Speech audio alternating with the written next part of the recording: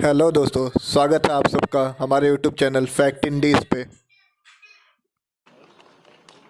इन्होंने कहा था शुद्ध आरओ का पानी पिलाएंगे। यमुना जी को पहले से ज्यादा गंदा करके जहरीला पानी पिला दिया। और उस जहरीले पानी की सप्लाई जब हो रही है तो केजरीवाल जी तो खांसते ही थे, आज पूरी दिल्ली खांस रही है। आपको क्या मैं झूठ बोल रहा हूं? ये सच्चाई है ना। इन्होंने कहा हम पब्लिक ट्रांसपोर्ट सिस्टम को ठीक करेंगे। पब्लिक ट्रांसपोर्ट सिस्टम को ठीक नहीं कर पाए। लेकिन भाइयों बहनों, डीडीसी की बस देश के अंदर पब्लिक ट्रांसपोर्ट के लिए बेहतर मानी जाती थी। पहले से बेड़ा आधा हो गया और केजरीवाल जी अगले 5 साल रहे तो डीडीसी की बस भी नहीं चलेगी दिल्ली के अंदर। और तय मानिए, अगर हाईकोर्ट हस्तक्षेप नहीं करता अब तक दिल्ली का मेट्रो भी खड़ा हो गया होता। वो व्यक्ति अच्छा कर ही नहीं सकता, कुछ अच्छा कर ही नहीं सकता, अच्छा सोच ही नहीं सकता। आपने देखा होगा एक भी अच्छे कार्य में केजरीवाल जी का समर्थन नहीं मिलता है। उनका समर्थन कब मिलता है? जब किसी विधानसभा क्षेत्र में जेएनयू है ना, ये भारत के पैसे से चलता है ना, हमारे नारे क्या लगते हैं? अफजल हम शर्मिंदा हैं। यही होता है ना। अफजल कौन था? ये देश के लोकतंत्र पर हमला करने वाला, देश की संसद पर हमला करने वाला व्यक्ति, देश का मुख्य गुनाहगार है अफजल। अफजल के लिए शर्मिंदा हो रहे हैं, अफजल को फांसी देने पर शर्मिंदा हो रहे हैं। और उनको सपोर्ट कौन कर रहा है?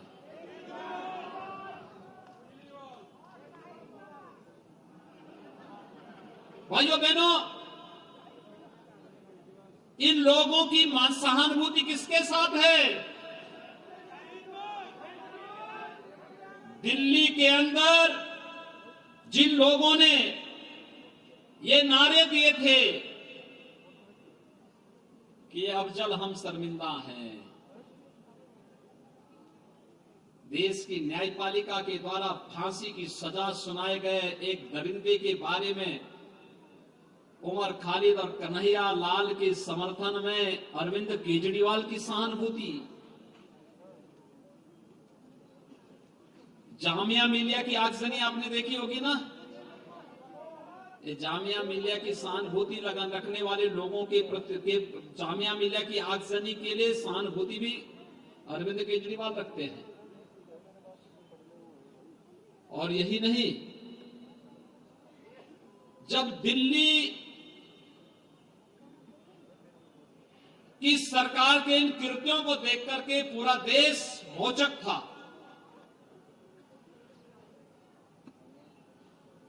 सचमुच पिछली बार विधानसभा चुनाव में गलती हुई होगी, लेकिन मैं आपका अभिनंदन करता हूं कि आपने लोकसभा चुनाव में गलती को परिमार्जन किया और 7 सीटें फिर से भारतीय जनता पार्टी को दी, मोदी जी को दी।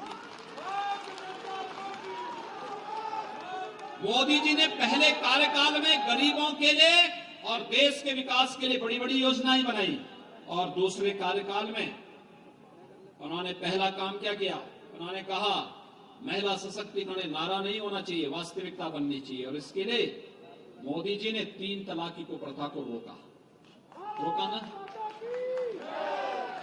यानी 3 तलाक को प्रथा को रोकने का मतलब क्यों कांग्रेस, केजरीवाल, ये सभी लोग क्यों विरोध कर रहे हैं? क्योंकि इन्हें मालूम है 3 तलाक को प्रथा को रोकने का मतलब फतवों की राजनीति हमेशा के लिए समाप्त। देश संविधान से चलेगा, फतवों से नहीं चलेगा। उन्हें यही परेशानी है। कश्मीर में धारा 370 हटा दी गई। परेशानी 3 लोगों को हुई, भारत के अंदर राहुल गांधी और श्रीमान केजरीवाल जी को, और पाकिस्तान के अंदर इमरान खान को। जब कश्मीर में धारा 370 हटाई गई और ये लोग विरोध कर रहे थे,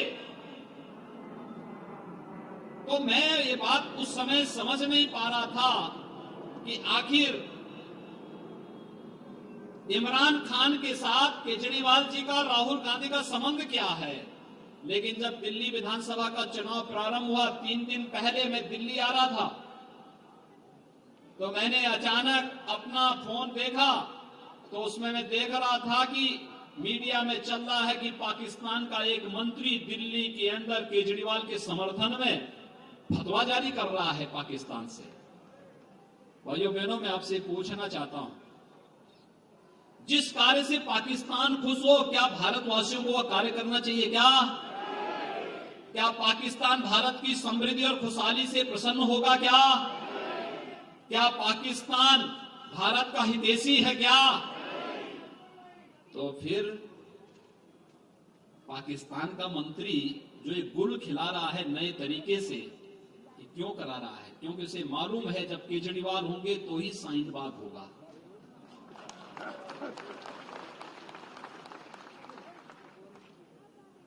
श्रीमान केजरीवाल जी को दिल्ली के अंदर जनता के लिए पानी की चिंता नहीं, सड़क की चिंता नहीं, लटकते हुए झूलते हुए तारों की चिंता नहीं, अच्छी पाठशाला की चिंता नहीं, अच्छे स्वास्थ्य केंद्रों की चिंता नहीं, शुद्ध पेयजल की चिंता नहीं।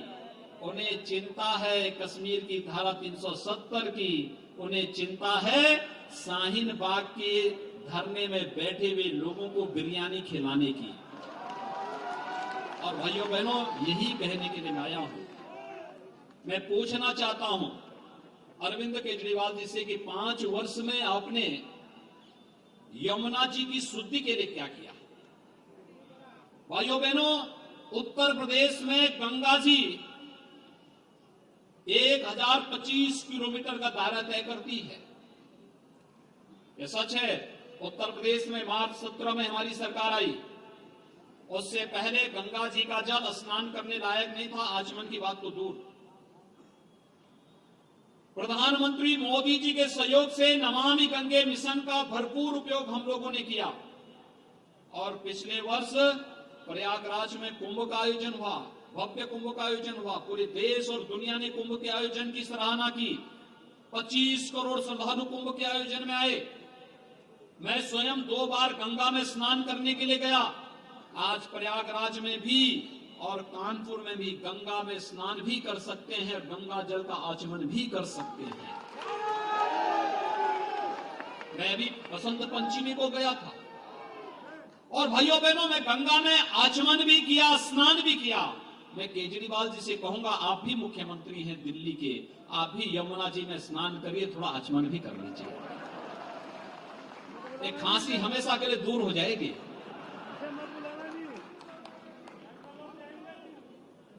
आखिर दिल्ली के लोगों को अपने आप को बोतल बंद पानी पिएंगे घर के अंदर चुपचाप।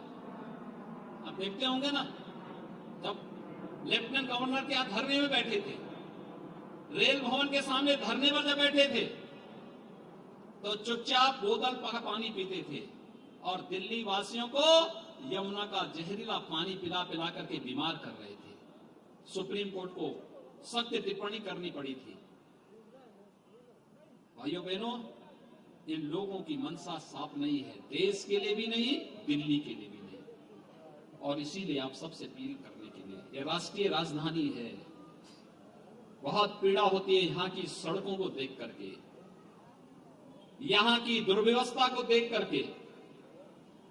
वो चाहते नहीं, कह रहे डीडीसी में फ्री करते हैं, जब बस ही नहीं रहेगी तो फ्री करेगा कहां से?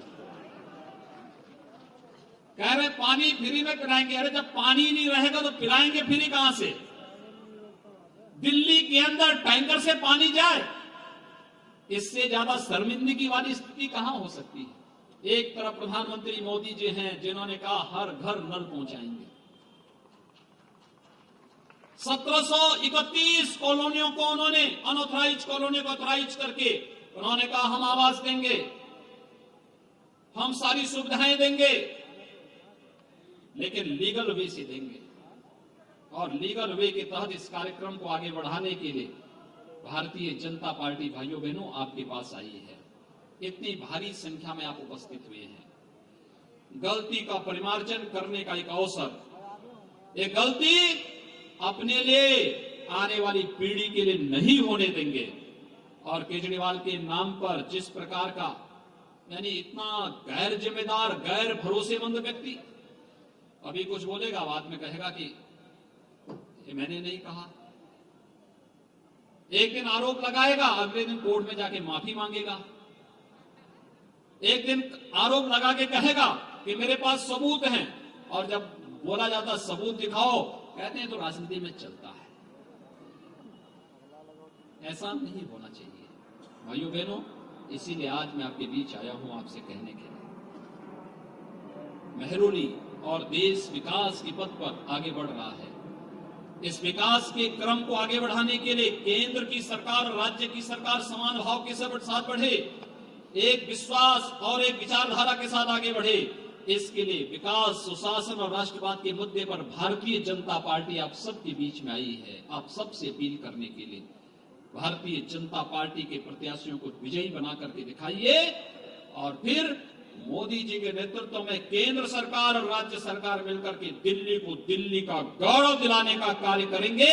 और इसी के लिए श्रीमती किरण कुसुम खत्री जी को कमल चुनाव चिन्ह पर विजयी बनाने की अपील करने के लिए आज मैं विशेष रूप से आपके बीच यहां पर उपस्थित हुआ हूं।